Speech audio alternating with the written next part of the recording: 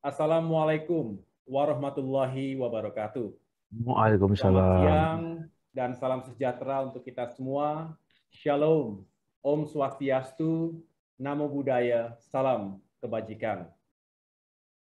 Yang saya hormati dan muliakan, para pendiri dan senior CSIS, Bapak Harichan Silalahi, Bapak Yusuf Wanandi, Bapak Jisman Simanjuntak, Ibu Clara Juwono, Bapak J. Kristiadi, Bapak Rizal Sukma, yang saya hormati pula Direktur Eksekutif CSIS, Dr. Philips Vermonte. Terima kasih tadi sudah menyapa kami semua. Yang saya hormati pula Mas Arya Fernandes, para peneliti, para sahabat, dan keluarga besar CSIS yang berbahagia, para kader Partai Demokrat yang juga bisa menyaksikan pidato kebangsaan ini, serta tentunya seluruh masyarakat Indonesia yang sangat saya cintai dan banggakan. Pertama-tama, marilah kita memanjatkan puji syukur kehadirat Allah Subhanahu wa Ta'ala, Tuhan yang Maha Kuasa, atas kesehatan dan kekuatan yang diberikan kepada kita untuk terus berkontribusi bagi Indonesia. Masih dalam semangat memperingati Hari Kemerdekaan Bangsa, saya atas nama keluarga besar Partai Demokrat mengucapkan Dirgahayu ke-76 Republik Indonesia. Semoga bangsa besar ini senantiasa dalam lindungan Sang Maha Pencipta. Semakin maju negerinya, semakin sejahtera rakyatnya. Saya berbahagia dan mengucapkan terima kasih kepada Center for Strategic and International Studies, CSIS Indonesia, yang telah mengundang saya, Agus Harimurti Yudhoyono, dalam kapasitas sebagai Ketua Umum Partai Demokrat. Saya berharap dalam forum terhormat ini, selain dapat mewakili seluruh kader dan konstituen Demokrat dimanapun berada, juga dapat mewakili suara generasi muda bangsa yang memiliki mimpi dan energi yang besar untuk mewujudkan Indonesia Emas 2045. Sebuah visi dan kerja besar lintas generasi dibangun oleh para founding fathers kita yang kemudian diturunkan dan dilanjutkan oleh generasi-generasi berikutnya. Pidato kebangsaan ini saya beri judul Daya Tahan dan Daya Saing Bangsa Menuju Indonesia Emas 2045. Ada 5 bagian besar. Pertama, saya akan memotret situasi Indonesia hari ini. Kedua, saya akan berbicara tentang daya tahan bangsa dalam menghadapi krisis. Ketiga, tentang mimpi besar kita semua, Indonesia Emas 2045. Keempat, tentang daya saing bangsa sebagai imperatif untuk mewujudkannya. Dan kelima, saya tutup dengan harapan generasi muda. Sebelum saya lanjutkan, izinkan saya mengucapkan selamat ulang tahun yang ke-50 kepada CSIS yang jatuh pada tanggal 1 September mendatang. Pada ulang tahun emas ini, saya mendoakan semoga CSIS semakin sukses sebagai sebuah institusi yang independen, kredibel, dan berkelas dunia, a world-class think tank. Semoga CSIS dapat terus hadir dalam berbagai pemikiran strategis dan kajian intelektualnya, baik terkait ideologi, politik, ekonomi, sosial budaya, pertahanan dan keamanan Indonesia, hingga isu-isu kritis tentang geopolitik di kawasan, serta globalisasi dan dinamika hubungan internasional.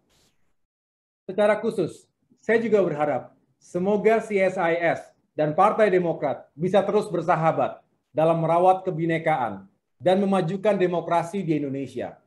Demokrasi tentu bukan menjadi tujuan kita berbangsa dan bernegara. Demokrasi juga bukan sesuatu yang sempurna tanpa celah.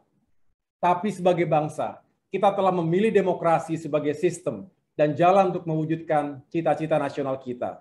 Bagi bangsa sebesar dan semajemuk Indonesia, kita meyakini bahwa demokrasi tentunya yang dijalankan dengan benar, bertanggung jawab, dan berkeadaban tetap lebih baik dibandingkan sistem-sistem lainnya di dunia. Bapak Ibu hadirin sekalian, minggu lalu saya bersama istri menghadiri secara virtual upacara peringatan kemerdekaan Republik Indonesia yang dipimpin langsung oleh Presiden Joko Widodo. Ini tahun kedua bangsa Indonesia memperingati hari kemerdekaannya dengan sangat sederhana jauh dari gegap gempita. Tidak ada parade militer, apalagi pesta rakyat. Bahkan di sela-sela mendengarkan dentuman meriam artileri saat mengenang detik-detik proklamasi, sayup-sayup terdengar raungan suara ambulans melintas di sekitar rumah kami. Di hari kemerdekaan itu, ada 1.180 saudara-saudara kita yang harus meregang nyawa karena COVID-19. Sampai dengan kemarin, 22 Agustus, ada 126.372 warga negara kita yang telah meninggal dunia karena COVID. Sampai dengan hari ini pula, terus masuk notifikasi di handphone kita, berisi kabar duka dari kerabat dan sahabat. Banyak di antara mereka yang tidak tertolong karena keterlambatan penanganan, termasuk akibat tidak tersedianya ICU, ventilator, dan oksigen. Tidak sedikit pula yang meninggal di rumah, di perjalanan, atau di tempat parkir saat menunggu tersedianya kamar di rumah sakit. Angka kematian tidak boleh dianggap sebagai data statistik semata. Di balik setiap kematian, ada duka nestapa, rasa kehilangan, serta kesedihan yang mendalam dari keluarga tercinta yang ditinggalkan. Virus ganas itu tidak mengenal usia dan identitas kita. Tentu menakutkan bagi siapapun yang terpapar corona. Tetapi yang juga sering membuat kita sulit tidur adalah jika kita membawa virus itu ke keluarga tercinta, para sahabat, atau lingkungan terdekat kita. Tak bisa dibayangkan bagaimana perasaan bersalah kita saat kita bisa sembuh dan selamat, tapi tidak bagi mereka yang kita tularkan, apalagi akibat kecerobohan dan ketidakdisiplinan kita. Ini tragedi kemanusiaan dan drama sosial terbesar di abad 21. Tatanan kehidupan bangsa-bangsa sedunia seketika mengalami goncangan dahsyat yang tidak pernah kita pikirkan dan bayangkan sebelumnya. Sebenarnya, sejak awal COVID masuk ke Indonesia, kita tidak pernah menyalahkan negara. Kita semua memahami bahwa pandemi ini bersifat borderless, lintas batas, dan sangat sulit untuk di-contain. Tapi tentu, setelah berjalan 1,5 tahun, rakyat Indonesia, kita semua, memiliki harapan yang besar kepada para pemimpin dan pemerintah, baik di tingkat pusat maupun di daerah, untuk bisa bekerja secara lebih efektif dan progresif, mengatasi, mengendalikan, dan pada akhirnya memutus rantai penyebaran virus di seluruh wilayah tanah air. Kita mendukung penuh segala kebijakan dan program aksi yang telah dijalankan oleh pemerintah selama ini, terutama terkait dengan implementasi kebijakan 3T, testing, tracing, and treatment, juga vaksinasi, serta pengetatan protokol COVID-19 bagi masyarakat melalui kebijakan 5M, memakai masker, menjaga jarak, mencuci tangan, mencegah kerumunan, dan membatasi mobilitas. Kita juga mendukung upaya pemerintah bersama parlemen untuk melakukan realokasi dan refocusing APBN untuk 3 prioritas utama dalam mengatasi krisis dewasa ini.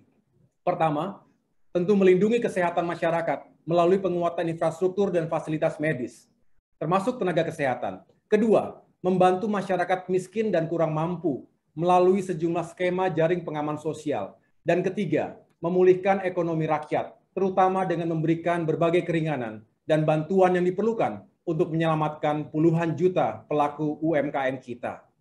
Kita mengapresiasi itu semua, terlebih karena kita memahami bahwa tidak ada satupun negara atau pemerintah di dunia yang memiliki resep ajaib untuk sukses mengatasi pandemi.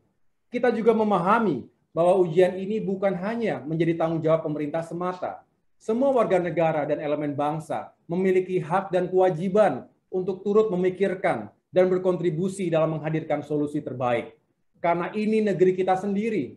Kalau bukan kita, lalu siapa lagi? Itu mengapa, walaupun Partai Demokrat tidak berada dalam pemerintahan nasional, kami menggunakan hak dan menunaikan kewajiban kami.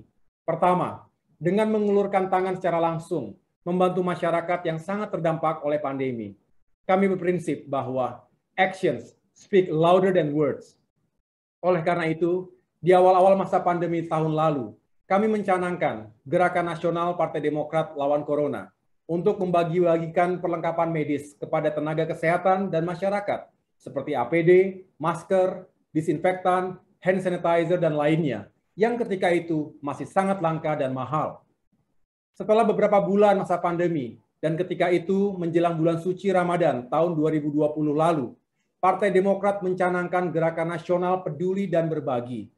Yang menjadi sasaran utama kami adalah kelompok-kelompok masyarakat yang kehidupan ekonominya sangat sulit, khususnya para pekerja harian dan lepasan akibat kebijakan pembatasan sosial berskala besar. Kali ini, bantuan kami berikan dalam bentuk sembako dan bantuan langsung tunai. Kami juga tergerak untuk memberikan bantuan modal kepada pedagang-pedagang kecil dan para pelaku UMKM yang gulung tikar akibat lesunya daya beli masyarakat. Sedangkan dalam rangka membantu para pelajar yang tidak memiliki jaringan internet untuk mengikuti pendidikan jarak jauh, kami menyelenggarakan program Wi-Fi gratis di sentra-sentra belajar dan pemukiman. Alhamdulillah, semua gerakan nasional tersebut kami lanjutkan dalam bulan Bakti Partai Demokrat dalam rangka menyambut 20 tahun Partai Demokrat 9 September 2021 mendatang. Jadi ulang tahun CSIS dan Partai Demokrat hanya berjarak 1 minggu saja. Di antaranya dengan memberikan oksigen gratis, tes PCR gratis, juga memfasilitasi pelaksanaan vaksinasi, serta bantuan makanan, vitamin, dan obat-obatan bagi masyarakat yang harus melaksanakan isolasi mandiri. Semua itu dijalankan dengan sukacita oleh seluruh kader dan simpatisan Partai Demokrat di berbagai penjuru tanah air, dari Aceh sampai Papua. Swadaya dan sesuai kemampuan masing-masing, seluruh kader ikhlas dan aktif bergerak, turun langsung ke lapangan untuk meringankan beban masyarakat di sekitarnya. Sebagai pemimpin, tentu saya bangga dan terharu atas itu semua.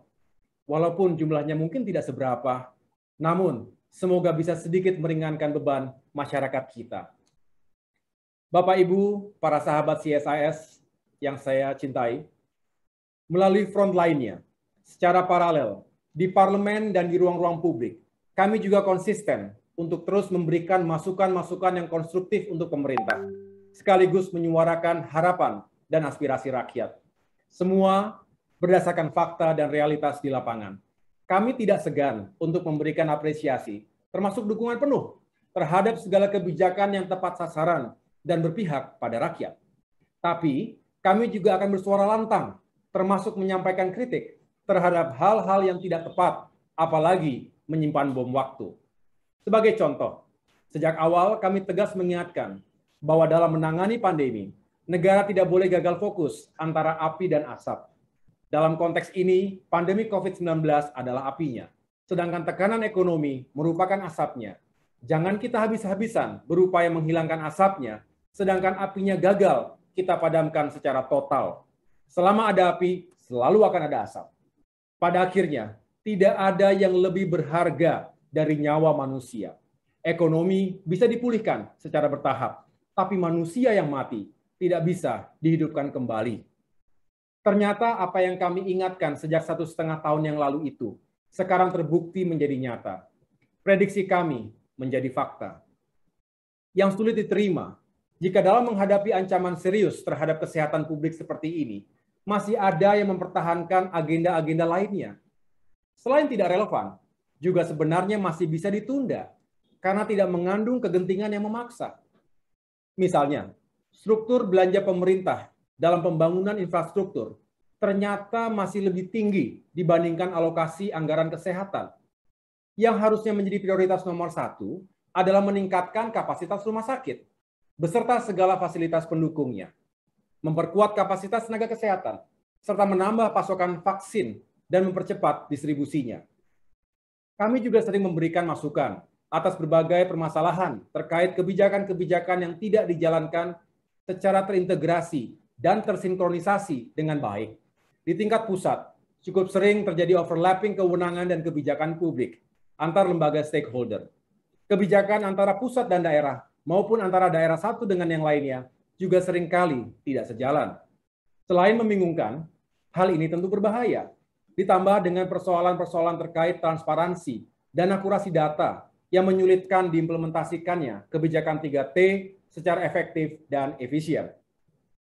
Yang tidak kalah penting, kami juga mengingatkan agar tidak terjadi kesalahan prosedur dan penyalahgunaan kewenangan atas nama kegentingan penanganan pandemi, yang itu semua berpotensi pada terjadinya kerugian negara. Perpu nomor 1 yang kemudian menjadi Undang-Undang nomor 2 tahun 2020 memberikan otoritas penuh dan keleluasaan, bisa dikatakan absolut, bagi pemerintah untuk menggunakan segala sumber daya nasional untuk kecepatan penanganan krisis pandemi. Namun demikian, segenting apapun keadaan, tata kelola pemerintahan yang akuntabel serta mekanisme checks and balances harus tetap dijalankan. Bagi kami, sikap dan posisi kritis seperti itu adalah sesuatu yang fundamental. Alasan kami sederhana dan hanya satu, yaitu Partai Demokrat ingin pemerintah sukses. Karena jika pemerintah sukses, maka negara dan rakyat kita akan selamat. Sayangnya, niat baik seperti itu seringkali disalahartikan. Pandangan atau masukan kritis dianggap sebagai bentuk serangan atau gangguan untuk kepentingan politik tertentu. Lebih menyakitkan, jika setiap masukan dan pandangan yang berbeda dianggap sebagai bentuk perlawanan. Dianggap tidak merah putih. Menurut kami, yang tidak merah putih adalah mereka yang hanya berdiam diri ketika tahu ada yang keliru di negeri ini. Atau mereka yang hanya berdiam diri menunggu pemimpinnya berbuat salah dan negaranya gagal. Saya rasa alasan kami tersebut sama seperti alasan yang dimiliki oleh berbagai elemen bangsa lainnya saat menyampaikan pandangan kritisnya, termasuk para insan pers dan media, para mahasiswa dan kalangan kampus, serta para aktivis dari berbagai civil society. Saya juga sangat meyakini bahwa itu juga alasan yang sama yang dimiliki oleh rakyat kita. Jika memang suara partai politik dianggap mengandung agenda kepentingan politik tertentu, maka kami berharap para pemimpin dan pemerintah sudi mendengarkan langsung suara hati rakyat di akar rumput. Sangat manusiawi jika dalam keadaan yang tak berdaya dan serba tak menentu, rakyat akan mengekspresikan kesedihan, kemarahan, dan kekecewaannya. Oleh karenanya, semoga para pemimpin dan wakil rakyat bisa berbesar hati untuk terus melakukan evaluasi. Karena faktanya, memang masih cukup banyak hal yang perlu dan bisa dibenahi, diperbaiki, dan ditingkatkan. Semoga pula para pemimpin dan wakil rakyat semakin bijak dan sabar untuk terus mengayomi dan mengasihi rakyatnya. Rakyat yang miskin dan kelaparan, rakyat yang kehilangan pekerjaan dan penghasilan, rakyat yang hidupnya sulit dalam lilitan utang, rakyat yang frustrasi memikirkan nasib dan masa depannya yang gelap dan penuh dengan ketidakpastian. Bapak Ibu hadirin sekalian yang saya hormati, ekonomi Indonesia 1,5 tahun terakhir ini mengalami tekanan yang cukup signifikan. Resesi ekonomi terjadi, ditandai oleh kontraksi pertumbuhan ekonomi selama 4 kuartal berturut-turut, mulai kuartal 2 2020 hingga kuartal pertama 2021. Sebenarnya kita menyambut gembira pertumbuhan 7,07% di kuartal 2 tahun ini. Namun sayangnya, pertumbuhan ini dinilai sejumlah lembaga riset sebagai pertumbuhan semu yang dampak positifnya belum dirasakan langsung oleh masyarakat.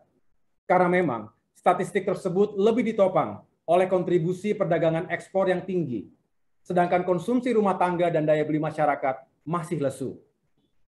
Angka kemiskinan juga diprediksi akan mengalami peningkatan lagi setelah diperlakukannya PPKM darurat akibat lonjakan gelombang kedua pandemi 2 bulan terakhir ini. 90% UMKM yang selama ini menjadi rumah bagi mayoritas tenaga kerja dan sekaligus basis kekuatan ekonomi nasional kita terdampak serius di sisi penjualannya. Akibatnya tingkat pengangguran terbuka terproyeksikan kembali naik setelah PPKM darurat. Selanjutnya, peningkatan angka kemiskinan dan pengangguran ini tentu akan berkorelasi langsung terhadap meningkatnya ketimpangan sosial di masyarakat. Melemahnya ekonomi kita juga terlihat dari menurunnya gross national income per capita dari 4.058 US dollar di tahun 2019 menjadi 3.870 dolar Amerika Serikat di tahun 2020. Indonesia dinyatakan turun kelas dari status upper middle income country menjadi lower middle income country. Pasca pandemi, kita semua harus segera mengubah keadaan ini agar Indonesia tidak terjebak lebih lama dalam middle income trap. Bapak Ibu yang saya hormati, melalui forum ini, saya ingin mengajak kita semua untuk membangun sebuah kesadaran kolektif akan pentingnya daya tahan bangsa, national resiliency. Pelajaran berharga dari krisis pandemi yang melanda Indonesia adalah dibutuhkan kebersamaan dan persatuan, solidarity and unity antar anak bangsa dalam menghadapi krisis besar hari ini. Dalam berbagai kesempatan, saya sering menggelorakan tagline, bersama kita kuat, bersatu kita bangkit. Together we are strong, united we rise. Dalam satu paket yang sama, kebersamaan dan persatuan tadi merupakan ingredient komponen utama dari daya tahan bangsa.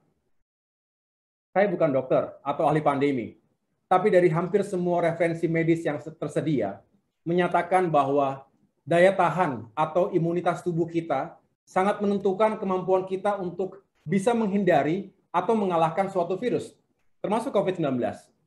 Sebenarnya ini adalah common sense. Saya dan istri sering mengajarkan putri kami bagaimana menjaga kesehatan dan daya tahan tubuhnya. Daya tahan tubuh tentu tidak hanya dipengaruhi oleh kondisi fisik kita, tapi juga secara psikis.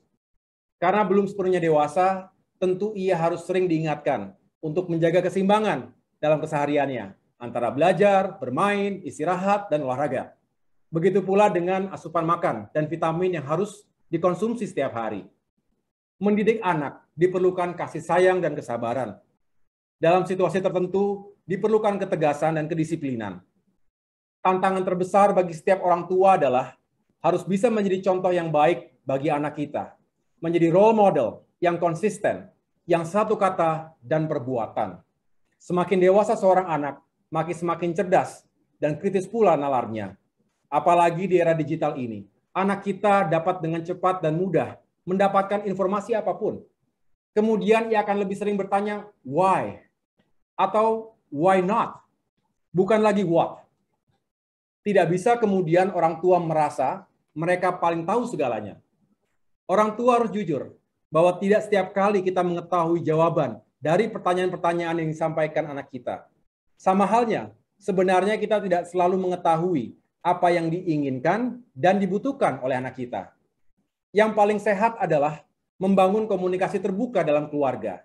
Anak wajib menghormati dan mematuhi orang tuanya, sedangkan orang tua harus sabar dan menghargai pendapat anaknya. Komunikasi yang baik adalah komunikasi yang jujur, komunikasi yang menyampaikan apa adanya, fakta sebenarnya, termasuk dalam menjelaskan permasalahan yang dihadapi keluarga saat ini, maupun dalam membangun harapan bersama ke depan. Surprisingly, anak kita akan mengapresiasi keterbukaan dan kejujuran kita. Ia bisa lebih cepat mengerti keadaan sebenarnya. Justru ia bisa memberikan masukan-masukan yang baik kepada orang tuanya. Memang tidak selalu mudah, apalagi kalau punya banyak anak, yang masing-masing memiliki karakter, kebutuhan, dan cita-citanya tersendiri. Walaupun tidak mudah, komunikasi terbuka antara setiap anggota keluarga akan membangun rasa saling percaya dan saling menghargai, mutual trust, and mutual respect. Selain itu juga akan terbangun kebersamaan dan persatuan yang kokoh yang pada akhirnya akan terbangun daya tahan keluarga. Tanpa bermaksud menyederhanakan permasalahan, kita bisa menggunakan analogi hubungan orang tua dan anak tadi dalam konteks kehidupan bermasyarakat, berbangsa, dan bernegara. Para pemimpin sebagai orang tua dari 270 juta rakyat Indonesia harus menyadari bahwa membangun daya tahan bangsa merupakan pekerjaan besar lintas generasi, juga lintas sektor. Setiap komponen bangsa, setiap warga negara memiliki peran dan tanggung jawabnya masing-masing. Semuanya penting, saling melengkapi, dan saling menguatkan satu sama lain, baik dalam menyelamatkan negeri dari krisis pandemi, memulihkan ekonomi, atau memajukan demokrasi. Libatkanlah semua anak bangsa, dengarkanlah suara rakyat. Bukankah tidak ada Superman di negeri ini? Bukankah yang Indonesia butuhkan adalah super team? Sebagai anak bangsa yang mencintai tumpah darahnya, kita harus senantiasa menunjukkan kepedulian dan solidaritas kebangsaan, terutama saat Ibu Pertiwi sedang menangis. Pandemi COVID-19 mengajarkan itu kepada kita semua. Bagi kita yang memiliki banyak kelebihan dalam hidup, harus lebih peka dan bersimpati pada lingkungan sekitar kita yang hidup serba kekurangan. Bersama kita kuat menghadapi segala permasalahan bangsa. Bapak, Ibu, dan sahabat-sahabat CSIS yang saya muliakan, kepahlawanan dan patriotisme di abad 21 memang terus menemukan bentuk barunya. Namun prinsip dasarnya tetap sama. Patriotisme adalah sikap dan perilaku serta kesediaan untuk mengorbankan segala-galanya untuk bangsa dan negara yang dicintainya. Di masa pandemi, tentu senjata dan peluru tajam menjadi tidak relevan. Para dokter dan tenaga medis adalah para pejuang terdepan saat ini. Setiap saat mereka menghadapi risiko yang serius. Untuk itu, kita harus berikan perhatian dan dukungan penuh kepada mereka. Tentu bukan hanya tenaga kesehatan, siapapun di antara kita bisa menjadi patriot di masa pandemi ini. Tidak boleh ada yang merasa lebih penting dari yang lainnya. Begitu pula sebaliknya. Bangsa kita harus semakin bersatu padu. Dulu, generasi 1945 kokoh bersatu, melawan dan mengusir penjajah. Hari ini, perang dan perjuangan kita adalah melawan pandemi COVID-19. Menghadapi musuh yang kuat dan dihadapkan dengan keterbatasan sumber daya, maka kita harus bersatu, lepaskan ego kita, lupakan segala perbedaan identitas di antara kita. Spirit kita hari ini harus sama dengan spirit para pejuang kemerdekaan dulu. Kita harus bersatu, karena tak ada satupun yang aman dari ancaman pandemi. Kita harus bersatu, karena kita semua ingin selamat, ingin segera bangkit dari krisis dan keterpurukan. Kita harus bersatu, karena setelah kita lalui itu semua, kita ingin kembali fokus dalam doa dan ikhtiar mewujudkan Indonesia Emas 2045.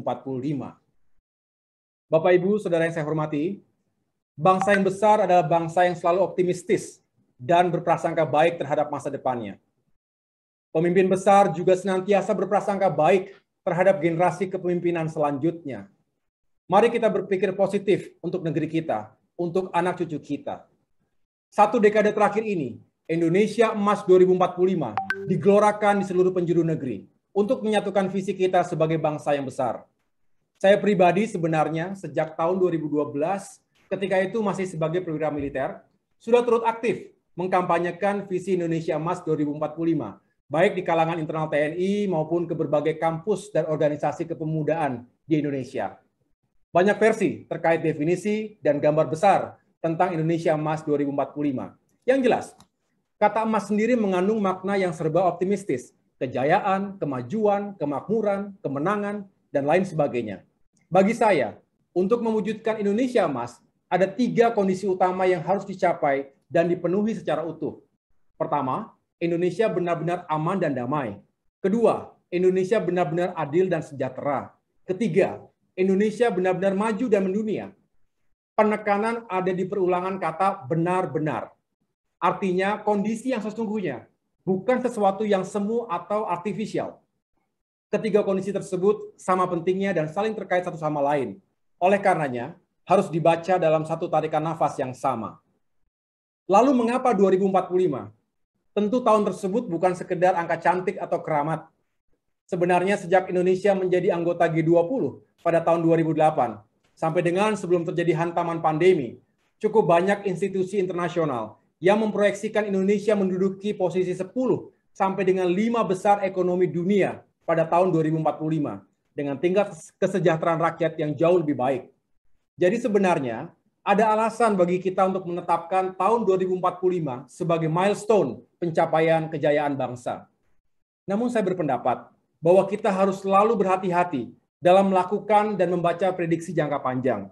Karena banyak sekali elemen yang bersifat unthinkable dan unpredictable. Jangankan membayangkan apa yang akan terjadi 2 dekade ke depan. 2 tahun lalu, siapa di antara kita yang bisa memperkirakan terjadinya pandemi global saat ini? Oleh karena itu, sebaiknya kita jangan terbuai dengan angka-angka prediktif tersebut. Dari tinjauan yang lain, setahu saya, tidak ada standar di dunia bahwa di usia yang ke-100 tahun sejak kemerdekaannya, suatu bangsa atau negara bisa atau harus mencapai masa keemasannya. Mari kita lihat kisah 2 negara sahabat kita. Pertama, Amerika Serikat, yang merdeka pada tahun 1776. Sejak berakhirnya Perang Dingin, negara tersebut secara de facto menjadi the only superpower in the world. Seolah paling hebat segalanya di dunia. Baik pengaruh politiknya, militernya, ekonominya, teknologinya, maupun peradabannya. Ternyata, kita baca sejarah, pada usianya yang ke-100, Amerika Serikat masih sangat jauh dari definisi dan bayangan negara hebat dan berkeadaban. Pada tahun 1876, Amerika Serikat masih berada pada masa rekonstruksi bangsa. Setelah 4 tahun lamanya, terjadi perang saudara, Civil War, pertumpahan darah terbesar sepanjang sejarah mereka yang telah memporak-porandakan tatanan kehidupan bermasyarakat dan bernegara. Contoh kedua, Korea Selatan. yang porak-poranda akibat perang saudara antara tahun 1950 sampai dengan 1953. Hanya butuh waktu sekitar 50 tahun saja bagi Korea Selatan untuk menjelma menjadi negara maju dengan peradaban yang tinggi, ekonominya, militernya, teknologinya, sampai prestasi olahraganya. Bahkan, berbagai kekhasan budayanya telah berhasil diekspor ke berbagai penjuru dunia. Karena setiap saat masih berada dalam ancaman perang dengan Korea Utara, maka Korea Selatan benar-benar serius membangun kapasitas hard power-nya. Mereka juga menyelenggarakan wajib militer, membekali warganya dengan nilai-nilai patriotisme, disiplin, etos kerja, serta taktik dan teknik bertempur. Tapi Korea Selatan berhasil keluar dari dilema guns versus butter, dilema klasik antara membangun militer atau ekonomi. Walaupun politik dalam negeri Korea Selatan juga selalu dinamis, tapi terlihat bahwa ada kesamaan dan kesatuan visi lintas generasi, yaitu menjadi bangsa unggul di dunia. Visi seperti itulah yang mempersatukan, menggerakkan, serta membangun daya tahan bangsa secara keseluruhan. Mereka tahu persis bahwa hard power saja tidak akan membawa mereka jauh ke depan. Mereka tahu persis bahwa investasi terbesar harus terkait dengan pengembangan sumber daya manusia, human capital, bukan yang lainnya. Karenanya, pendidikan, pelayanan kesehatan, dan kesejahteraan rakyat menjadi fondasi utama. Selanjutnya, mereka fokus pada pengembangan ilmu pengetahuan dan teknologi hingga produksi barang dan jasa yang berkelas dunia. Kemudian akhirnya, dalam rangka memperluas pengaruh Korea Selatan di dunia, bangsa itu berhasil mengekspor berbagai keunikan tradisi dan budayanya. Rasanya kita tidak asing dengan berbagai produk Korea Selatan, dari mulai handphone, AC, kulkas, mesin cuci, kendaraan, hingga masakan khasnya. Generasi milenial dan generasi Z kita hari ini tidak selalu hafal siapa Presiden Korea Selatan saat ini. Tapi hampir pasti mereka adalah fans dari Blackpink, BTS, atau grup-grup K-pop lainnya. Dengan demikian, Korea Selatan tidak hanya maju dari aspek hard power, tapi juga menjadi salah satu pemenang global dalam aspek soft power. Lalu bagaimana dengan Indonesia? Mampukah kita melakukan lompatan besar ke depan seperti Korea Selatan tadi? Mampukah kita dalam kurun waktu 24 tahun ke depan mengejar ketertinggalan kita dari bangsa-bangsa maju di dunia dan kemudian mewujudkan Indonesia Emas 2045? Kita tidak boleh silau melihat keberhasilan bangsa lain. Kita juga tidak boleh merasa iri, apalagi rendah diri. Karena kita adalah bangsa yang besar, bangsa yang memiliki sejarah panjang perjuangan, bangsa yang memiliki segala sumber daya dan potensi untuk menjadi pemenang. Kita juga memiliki banyak momentum dan capaian sejarah yang seharusnya membuat kita bangga sebagai bangsa Indonesia. Pertama, kita berhasil merebut kemerdekaan kita. Kemerdekaan Indonesia bukan atas pemberian, tapi atas perjuangan dengan cucuran darah, keringat, dan air mata. Artinya, DNA pejuang dan patriot mengalir di tubuh bangsa kita. Kedua, yang sering tidak disadari, bangsa kita terbukti berhasil menghadapi dan bangkit dari krisis-krisis besar yang akhirnya mengubah sejarah dan menentukan perjalanan bangsa selanjutnya. Pasca kemerdekaan, sebagai republik yang masih berusia muda, Indonesia menghadapi rangkaian ancaman terhadap kedaulatan dan keutuhan NKRI, tapi kita berhasil mengatasi dan melewatinya. Generasi 1965 menghadapi G30S PKI yang merongrong serta menguji eksistensi dan kesaktian Pancasila, tapi kita juga berhasil menumpas dan melewatinya. Generasi 1968 menunjukkan keberaniannya untuk mengusung dan melakukan perubahan besar dalam tatanan berbangsa dan bernegara. Reformasi nasional menjadi tonggak baru bagi kehidupan demokrasi, hukum, dan tata kelola pemerintahan. Tahun 2004, untuk pertama kalinya digelar pemilihan presiden secara langsung oleh rakyat. Di bawah kepemimpinan Presiden SBY, tahun 2008, hanya 10 tahun setelah krisis, multidimensi, dan reformasi, Indonesia masuk ke dalam klub elit G20, beranggotakan 20 negara dengan ekonomi terbesar di dunia. Ekonomi kita berhasil tumbuh secara signifikan, dan Indonesia semakin dihormati oleh dunia internasional. Semua fakta pencapaian tersebut tentu tidak terjadi dengan sendirinya. Di balik itu semua ada kerja keras dan pengorbanan bersama. Never take anything for granted. Kini saatnya kita sebagai bangsa kembali membuktikan bahwa dengan daya tahan bangsa kita bisa survive dan bangkit dari krisis pandemi COVID-19. Pilihan yang ada di kita semua. Sebuah pilihan yang harus kita bertanggungjawabkan kepada sejarah dan kepada anak cucu kita. Setelah mengapresiasi segala alasan untuk percaya diri, sekaligus memahami konsekuensi logisnya, mari kita kembali pada pertanyaan saya sebelumnya. Mampukah kita melakukan lompatan besar ke depan, mewujudkan Indonesia Emas 2045? Jawaban cepat dan ambisiusnya, tentu mampu. Pertanyaan kritis berikutnya yang menurut saya lebih penting adalah, bagaimana caranya? Bapak Ibu hadirin yang saya hormati, Indonesia Emas, jika Indonesia benar-benar aman dari segala bentuk ancaman keamanan tradisional terhadap kedaulatan dan keutuhan wilayah NKRI, maupun ancaman keamanan non-tradisional seperti pandemi saat ini. Ancaman bisa datang dari luar maupun dari dalam negeri sendiri, dalam bentuk militer maupun nir-militer, serta bisa dilancarkan oleh kekuatan negara, state actor, maupun aktor bukan negara, non-state actor. Untuk mencegah itu semua, Indonesia harus memiliki daya tangkal dan daya pukul yang menentukan. TNI sebagai instrumen pertahanan negara harus kuat, modern, dan profesional. Sedangkan dalam menghadapi ancaman-ancaman non-tradisional dan nir-militer, semua komponen bangsa harus didayagunakan. Indonesia Emas, jika seluruh rakyat Indonesia benar-benar bisa hidup dalam kedamaian, hidup rukun bersatu di tengah perbedaan dan keberagaman yang kita miliki. Pancasila dijalankan seutuhnya, dan kehidupan beragama dilindungi oleh negara. Kebebasan berekspresi, berasosiasi, juga kebebasan pers dijamin sepenuhnya. Tentu, kebebasan yang beretika dan bertanggung jawab. Kehidupan politik dan demokrasi kita juga harus semakin matang dan berkeadaban dengan menjunjung tinggi nilai-nilai kebenaran, keadilan, dan kemanusiaan. Artinya, politik dan demokrasi kita harus semakin jauh dari praktik-praktik yang merusak kerukunan, persatuan, dan kedamaian tadi. Secara khusus, izinkan saya mengupas sedikit tentang kondisi demokrasi di Indonesia dewasa ini.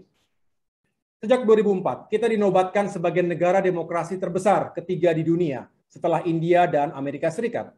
Sudah 3 kali pemilu, termasuk pilkada di 34 provinsi dan di 514 kabupaten kota yang kita gelar dan ikuti sejak itu. Secara kuantitas, tentu kita patut berbangga. Namun, terkait kualitas, rasanya kita sebagai bangsa perlu untuk terus mengevaluasi dan membenahinya. Kita tidak perlu terlalu defensif ketika sejumlah lembaga dunia menilai bahwa telah terjadi kemunduran demokrasi, democratic regression di Indonesia. Apakah penilaian tersebut faktual atau hanya sesuatu yang mengada-ada? Izinkan saya berbagi pandangan atas dasar temuan di lapangan, termasuk pengalaman pribadi maupun dalam kapasitas saya sebagai pemimpin Partai Demokrat. Saya akan menyoroti 3 hal yang berdampak pada kualitas demokrasi kita: money politics, identity politics, dan post-truth politics. Pertama, money politics. Dewasa ini semakin berkembang dan mengemuka praktik-praktik politik yang tidak berbasis pada ide dan gagasan, atau pada visi, misi, dan program aksi. Seharusnya, demokrasi memberikan ruang yang luas bagi kita semua untuk memilih figur-figur terbaik sebagai pemimpin eksekutif maupun sebagai wakil-wakil rakyat. Seharusnya, pemilu dan pilkada bisa menjadi ajang kontestasi intelektual, kapasitas kepemimpinan, dan integritas. Tapi pada kenyataannya, politik kita semakin disesaki oleh pragmatisme dan transaksionalisme. Artinya, demi kemenangan elektoral, politik uang menjadi jalan pintas. Tentu bagi mereka yang punya uang berlimpah. Kedua, identity politics. Ada sejumlah kalangan yang menilai bahwa eksploitasi politik identitas merupakan strategi yang paling efektif dan efisien dalam memenangkan dukungan elektoral dengan cara menyentuh sentimen primordial atau identitas tertentu, bisa agama, suku, atau etnis. Ini sangat berbahaya. Dalam jangka pendek, politik identitas bisa saja membawa kemenangan politik bagi seorang kandidat atau partai politik. Tapi dalam jangka panjang, kerusakan dan perpecahan akan terjadi. Harganya terlalu tinggi. Kebinekaan adalah kekuatan. Sebaliknya, bisa menjadi sumber perpecahan bangsa jika kita tidak merawatnya dengan baik. Jangan pula bentur-benturkan Pancasila dengan agama. Semua agama mengajarkan kebaikan dan kemuliaan. Artinya, nilai-nilai agama compatible dengan nilai-nilai Pancasila. Ketiga, post-truth politics. Politik fitnah dan saling membunuh karakter memang bukan sesuatu yang baru. Tapi di era yang semakin digital ini, post-truth politics sangat mudah untuk diorkestrasi secara membabi buta. Hoax, back campaign, hate speech, dan berbagai format disinformasi lainnya seolah menjadi norma baru dalam kehidupan demokrasi kita. Mengerikan. Ketika mengetahui bahwa hari ini sangat mudah bagi siapapun menjadi korban fitnah tanpa daya untuk mengklarifikasinya. Kebohongan yang berulang-ulang, cepat atau lambat akan dianggap sebagai kebenaran yang baru. Kecanggihan teknologi informasi dan komunikasi, juga penetrasi media sosial yang semakin luas ini, seharusnya diikuti dengan kesadaran kita untuk menggunakannya secara lebih berhati-hati dan bertanggung jawab. Kenyataannya, justru sekarang ada profesi baru, yaitu pasukan buzzer, yang memang pekerjaannya adalah memproduksi dan menyebar fitnah dan kebohongan, termasuk menghabisi karakter seseorang atau suatu kelompok yang dianggap berbeda sikap dan pandangan. Dalam situasi seperti ini, kehadiran pers yang independen dan kredibel sangat dinantikan untuk menjadi referensi objektif bagi masyarakat di tengah-tengah tsunami informasi dan disinformasi di dunia maya. Sebagai salah satu pilar demokrasi, media harus turut melawan post-truth politics.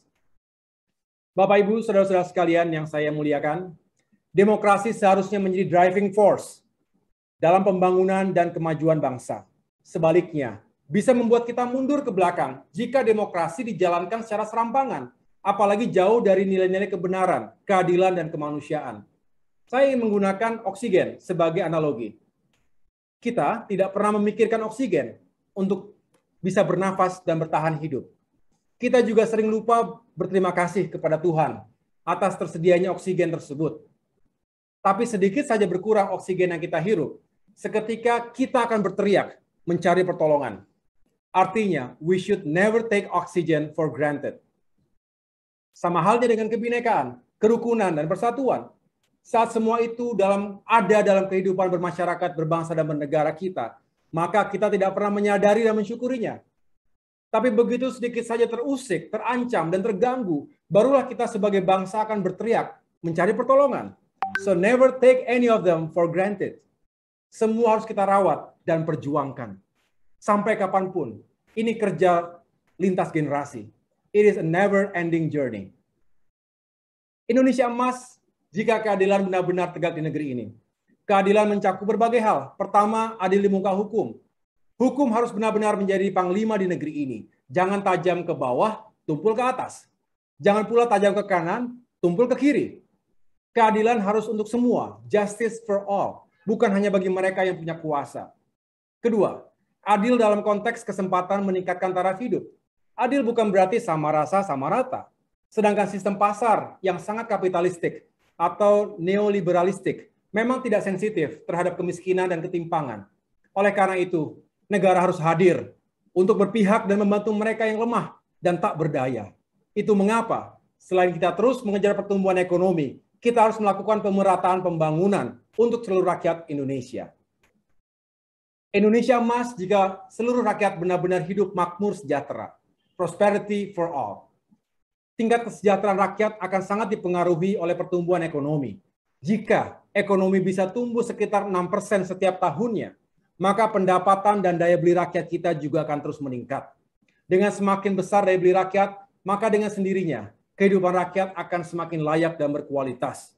Selain itu, negara harus memastikan bahwa pertumbuhan ekonomi tidak dibarengi dengan melebarnya jurang ketimpangan di tengah masyarakat kita, antara kaya dan miskin, antara masyarakat kota dan desa, serta antar daerah satu dengan yang lainnya. Kita senang jika yang kaya makin kaya, tapi kita tidak boleh diam ketika yang miskin makin miskin. Yang juga sangat mendasar, pembangunan ekonomi harus berpihak pada kelestarian lingkungan hidup. Bumi kita hanya satu, makin lama makin sesak, makin panas, serta makin banyak terjadi kerusakan ekosistem yang mengganggu keseimbangan alam. Kita ingin anak cucu kita, generasi bangsa berikutnya, bisa terus hidup dengan baik dan layak. Doktrin ekonomi pembangunan kita harus berorientasi pada sustainable growth with equity, pertumbuhan ekonomi yang berkelanjutan dan berkeadilan. Indonesia emas jika bangsa kita benar-benar maju peradabannya. Peradaban sebuah bangsa biasanya berbanding lurus dengan kemajuan di bidang ilmu pengetahuan dan teknologi.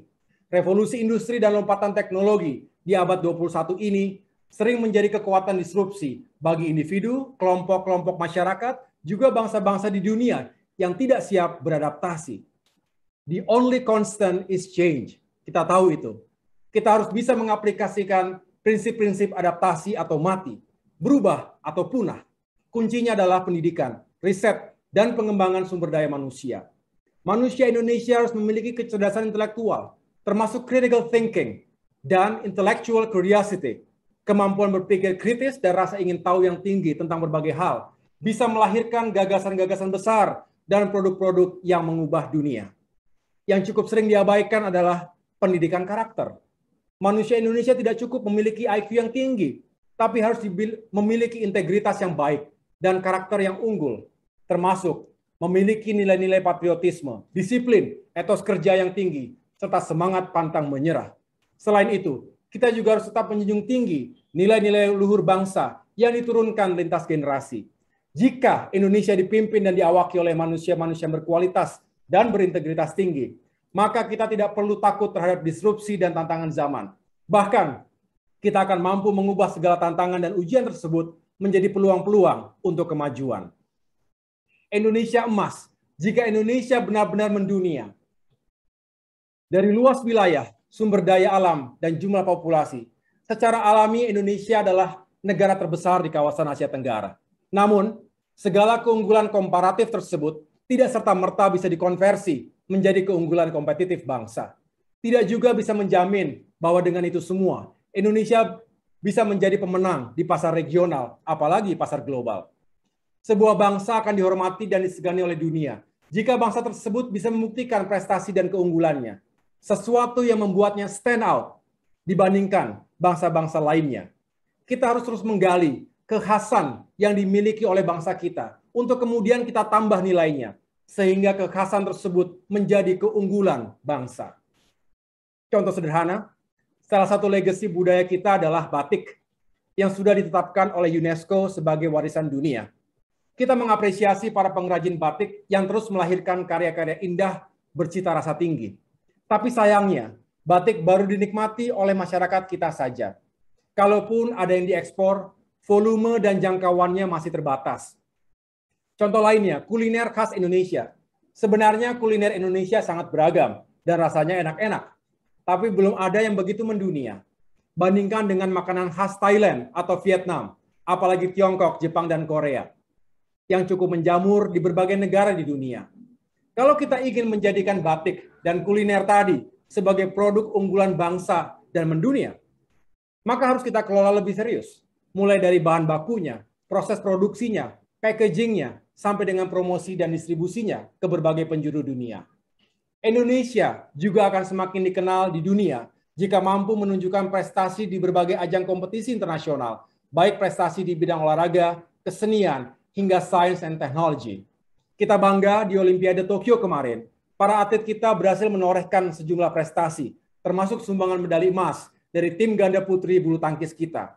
Tentu kita berharap ke depan prestasi olahraga Indonesia semakin maju lagi. Selain itu, Indonesia juga akan semakin dihormati dan disegani jika Indonesia bisa membuktikan dirinya sebagai warga dunia yang bertanggung jawab di luar batas-batas teritorinya. Partisipasi aktif Indonesia dalam berbagai misi kemanusiaan dan perdamaian dunia menjadi salah satu parameter dan bukti yang konkret. Saya sendiri adalah veteran pasukan perdamaian PBB. Bapak Ibu, saudara-saudara sekalian yang saya muliakan, populasi dunia hari ini berjumlah hampir 8 miliar dan diprediksi akan mencapai sekitar 10 miliar pada tahun 2045. Implikasinya, semakin keras dan kompleks kompetisi antar bangsa, terutama dalam memperebutkan sumber-sumber energi yang tak terbarukan, sumber-sumber pangan, juga air bersih.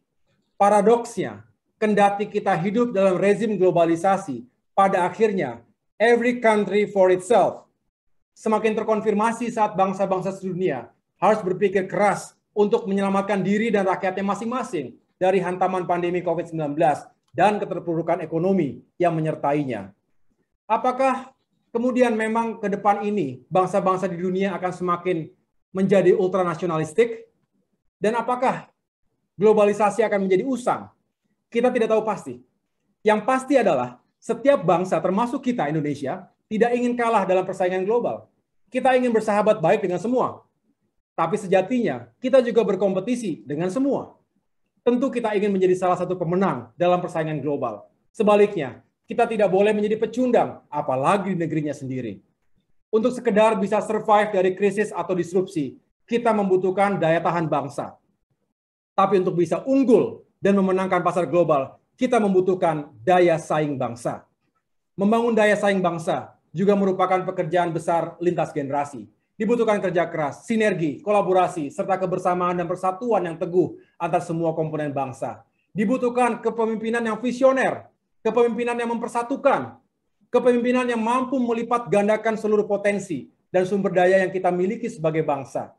Pemimpin besar menghabiskan waktu, pikiran, dan tenaganya bukan untuk memenangkan pemilu berikutnya, melainkan untuk mempersiapkan generasi penerusnya. Kita berterima kasih kepada Presiden Soekarno, Presiden Soeharto, Presiden B.J. Habibie, Presiden Abdurrahman Wahid, Presiden Megawati Soekarno Putri, Presiden Susilo Bambang Yudhoyono, dan kini Presiden Joko Widodo, beserta semua pemimpin dan pejuang negeri yang selama ini telah menetapkan visi jangka panjang, sekaligus terus menyiapkan landasan bagi terciptanya daya saing bangsa yang unggul. Tentu ini adalah pekerjaan tanpa akhir.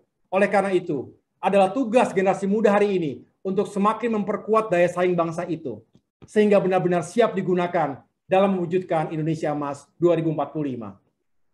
Bapak Ibu Saudara sekalian yang saya cintai dan muliakan, yang dibutuhkan oleh generasi muda adalah kesempatan. Kesempatan untuk membuktikan bahwa muda adalah kekuatan. Kekuatan dalam pemikiran dan perbuatan. Muda adalah keberanian untuk melakukan perubahan, juga lompatan. Muda berarti tidak ragu untuk keluar dari zona nyaman, beradaptasi, bekerja keras, menghadapi disrupsi, dan menjawab tantangan zaman. Muda berarti pantang menyerah dan tidak takut gagal. Karena dalam setiap kegagalan ada pelajaran untuk bangkit, dan besertanya ada peluang untuk menang. Anak muda tidak boleh dimanja, apalagi disiapkan karpet merah. Namun jangan pula biarkan mereka tumbuh dan berimajinasi tanpa arah. Perlu bimbingan, nasihat, dan pengalaman dari para pemimpin, para senior, dan generasi pendahulunya. Bukan dilecehkan, dibungkam, apalagi dimatikan jalannya. Generasi muda justru harus dituntun, sekaligus ditempa, dan dipersiapkan untuk menjadi pemimpin-pemimpin hebat, menjadi game changer, history maker, menjadi motor penggerak kemajuan bangsa di masa depan. Demikian pidato saya pada kesempatan ini. Semoga apa yang saya sampaikan bisa memperkuat semangat kita semua sebagai bangsa untuk bersinergi dan berkolaborasi mewujudkan Indonesia Emas 2045. Terima kasih atas perhatiannya. Bersama kita kuat, bersatu kita bangkit. Tuhan bersama kita. Wassalamualaikum warahmatullahi wabarakatuh.